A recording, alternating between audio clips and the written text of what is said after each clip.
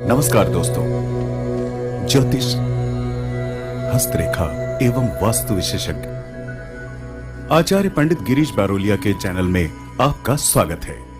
कृपया हमें अपना स्नेह व सहयोग प्रदान करें। हमारे चैनल को सब्सक्राइब करें और बेल आइकॉन को प्रेस करें। साथ ही अपने आत्मीय जनों के साथ इसे अधिक से अधिक शेयर करें। आपका जीवन मंगलमय हो। लाइक करें, शेयर करें।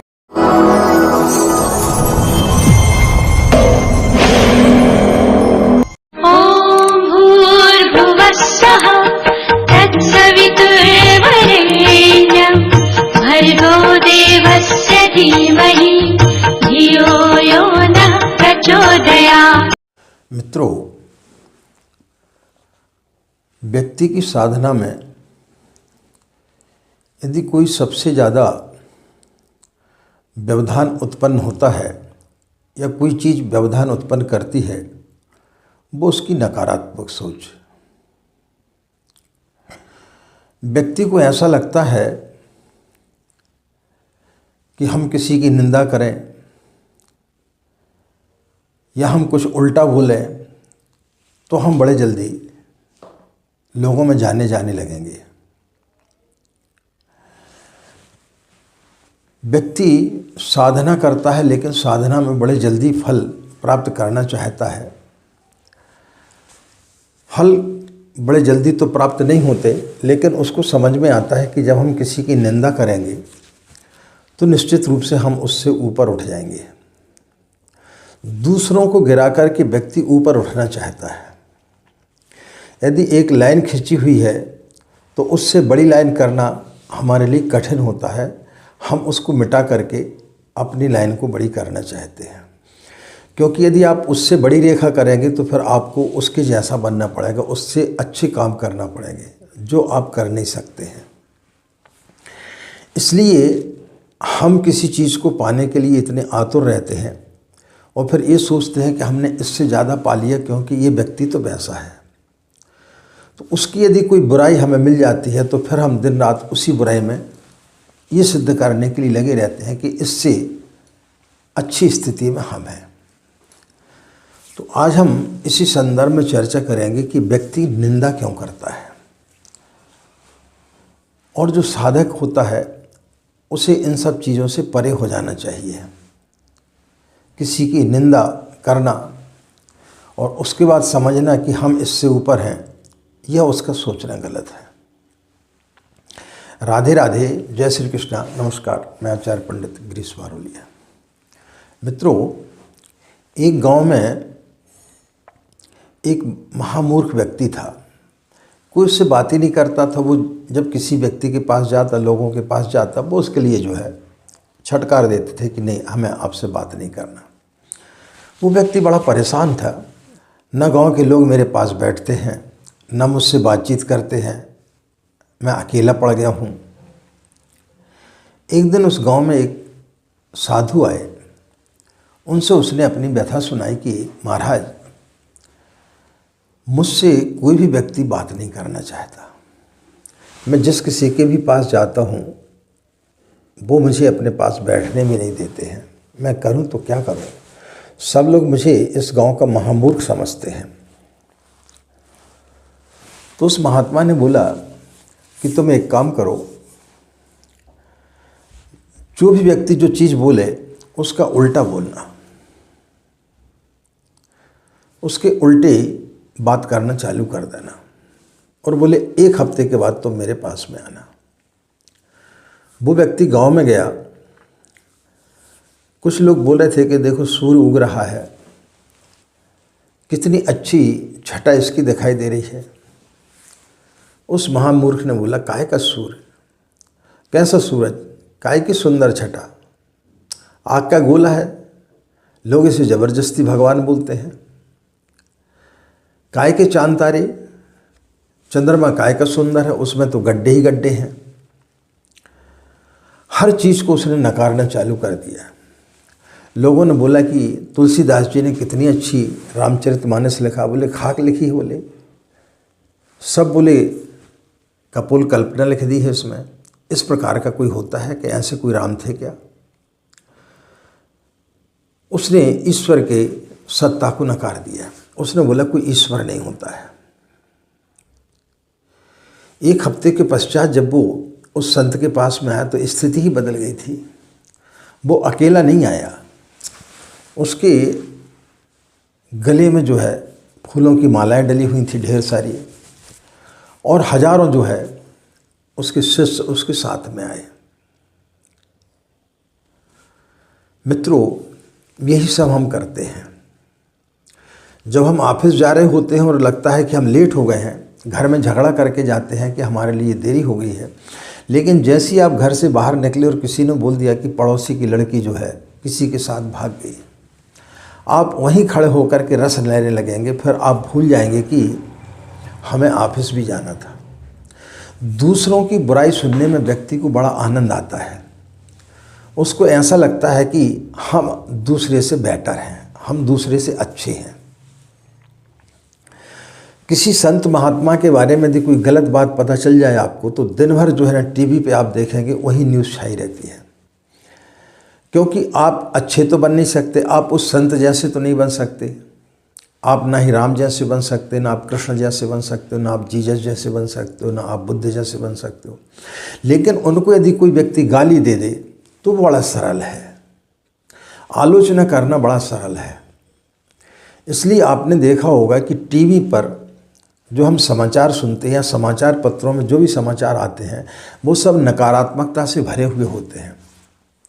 उनको पढ़ने में, उनको सुनने में लोगों को आनंद आता है। लोगों को लगता है कि अरे इससे अच्छे तो हम हैं। यदि किसी बड़े व्यक्ति के बारे में पता चल जाए कि इसकी अमुक किसी महिला के साथ में अवैध संबंध है, तो आपको उसमें रस आता है। आपको लगता है कि हम इससे ऊपर हैं, क्योंकि आपकी चोरी पकड़ी नहीं गई है, उसकी चोरी सार्वजनिक हो गई है।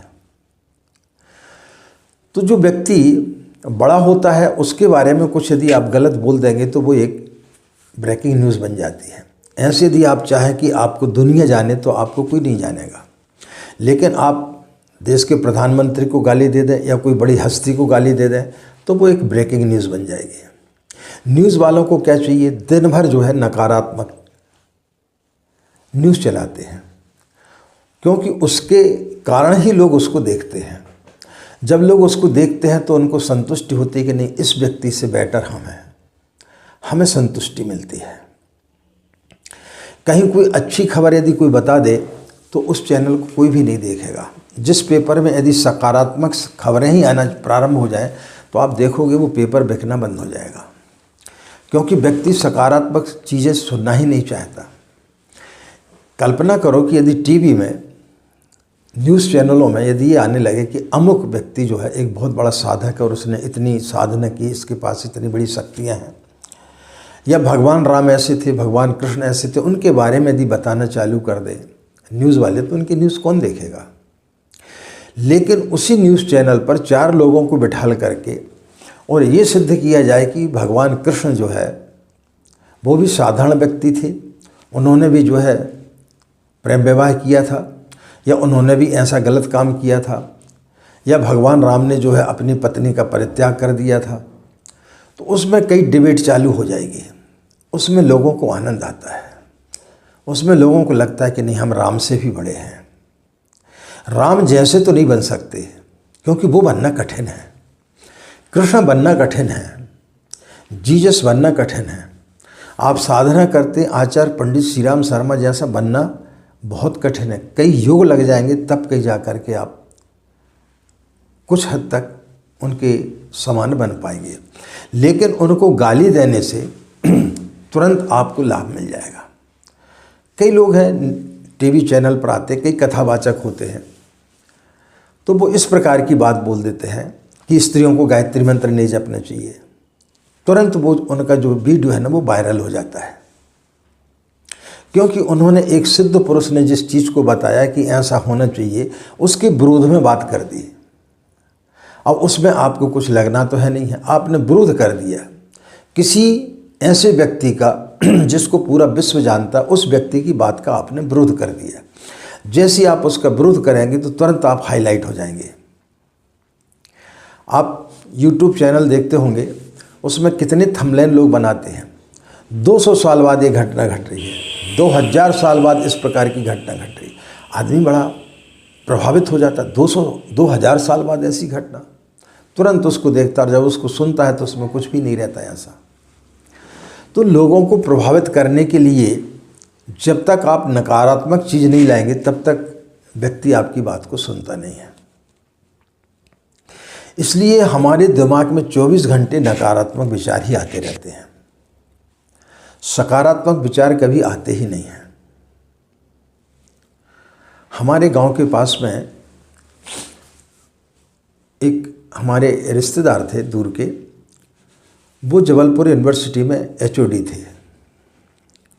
जो भी लोग PhD करते थे वो उन्हीं के अधीनस्थ करते थे, बहुत नाम था उनका। तो एक बार जब हम उनके घर में गए पिताजी के साथ में, तो हमारे पिताजी ने पूछा कि बेटा तुम इतने ज़्यादा लोग आपको जानते हो और इतनी लोगों की आप बाहर लोगों की नौकरी लगवाते हो, लेकिन अपने तरफ के लोगों की आप नौकरी क्यों नहीं लगवाते हो? तो उन्होंने बोला कि भैया जिन लोगों की मैं नौकरी लगवाता हूँ वो मुझे जानते नहीं हैं, लेकिन जो लोग मुझे जानते हैं और अपने आसपास के लोगों को यदि मैं नौकरी पे लगवा दूँ तो वो जो है मेरी यहाँ बुराई करना चालू कर देते हैं, क्योंकि उन्हें बहुत जल्दी मेरे से ऊपर उठना है। कुछ लोगों को मैंने लाया तो वो मेरे सहपाठियों को बोलने लगे कि अरे ये काहे के इतने बड़े प्रोफेसर हैं, जब ये पैदा हुए थे तब इनके घर में खाने को भी नहीं था, घुटनों घुटनों भर पानी इनके कमरे में भरा हुआ था जिस कमरे में पैदा हुए थे, हमारे घर से इनको खाना जाता था। तो लोग किसी व्यक्ति को जब तक नीचा नहीं गिराएंगे तब तक वो ऊपर नहीं उठते हैं। तो मित्रों, गायत्री मंत्र एक ऐसा मंत्र है जो आपकी बुद्धि को सन्मार्ग की ओर ले जाता है, जो स्वयं को ऊपर उठाने को उद्धत है। जो स्वयं यदि ऊपर उठना चाहता है तो उसे गायत्री की शरण में जाना चाहिए। तो जब हम गायत्री मंत्र का जाप करते हैं तब फिर आपके अंदर वो चीज़ आती है कि नहीं, हम गलत कर रहे हैं। जब तक हमारे अंदर वो चीज़ नहीं आएगी तब तक हम कैसे किसी को गलत बोल सकते हैं। बुरा जो देखन मैं चला, बुरा न मिलिया कोई, जो दिल खोजा आपना, मुझसे बुरा न कोई। जिस दिन हमारे अंदर इस प्रकार के भाव आ जाएंगे उस दिन हम दुनिया के सर्वश्रेष्ठ व्यक्ति बन जाएंगे। लेकिन हमें बड़े जल्दी पड़ी रहती है कि लोग हमें जाने कैसे, लोग हमें पहचाने कैसे। तो लोग आपको तभी पहचान पाएंगे जब आप किसी बड़ी हस्ती को गाली दे दें, किसी को गोली मार दें, कोई मर्डर कर दें या कोई गलत काम कर दें। यदि आप किसी शहर में रहते हो और उस शहर के लोग आपको जानते नहीं, लेकिन आप वहाँ पर कोई गलत काम कर दें तो तुरंत जो है एक ब्रेकिंग न्यूज़ बन जाएगी और लोग आपको जानने लगेंगे। तो व्यक्ति अच्छे काम करके कभी उसको लगता है कि मैं नहीं जाना जाऊँगा, इसलिए व्यक्ति बुरे काम करता है, क्योंकि हमारे दिमाग में सुबह से शाम तक नकारात्मक विचार ही भरे जाते हैं। जैसे ही हम टीवी को खोलते हैं उसमें पूरे नकारात्मक विचार ही आते हैं, नकारात्मक चीज़ें ही आती हैं। एक होटल में एक नेताजी बैठे हुए थे और 40-50 लोग थे। एक व्यक्ति ने उल्लू का पट्टा बोल दिया। उन नेताजी ने उन लोगों के ऊपर मानहानि का केस कर दिया। वहीं पर एक चुन्नीलाल सेठ बैठे हुए थे, तो उन्होंने बोला कि भाई तुम गवाह हो, तुमने सुना है ना इन 50 लोगों ने मुझे उल्लू का पट्टा बोला? बोले हाँ बिल्कुल पक्का। बोले मैं आपके तरफ से गवाह दूंगा। जब जज के पास गए तो जज ने बोला कि भाई प्रत्यक्षदर्शी कौन था? तो बोले ये चुन्नीलाल सेठ था, इसके सामने इन लोगों ने मेरे को उल्लू का पट्टा बोला है। तो उन लोगों ने बोला कि साहब हमने किसी व्यक्ति को टारगेट करके नहीं बोला है कि ये उल्लू का पट्टा है। तो जब वो चुन्नीलाल सेठ से बोला गया तो बोले साहब इन्होंने जब उल्लू का पट्टा बोला तो यहाँ एक आदमी के अलावा और कोई व्यक्ति था ही नहीं उल्लू का पट्टा, यही व्यक्ति एक अकेला था उल्लू का पट्टा।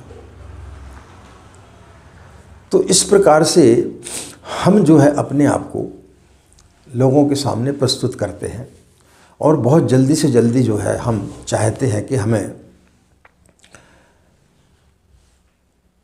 इस प्रकार का कोई नाम मिल जाए, कोई फेम मिल जाए कि हम बड़े जल्दी से जल्दी फेमस हो जाएं। तो जो व्यक्ति बड़े जल्दी फेमस होना चाहते हैं वो दूसरे को डोमिनेट करते हैं।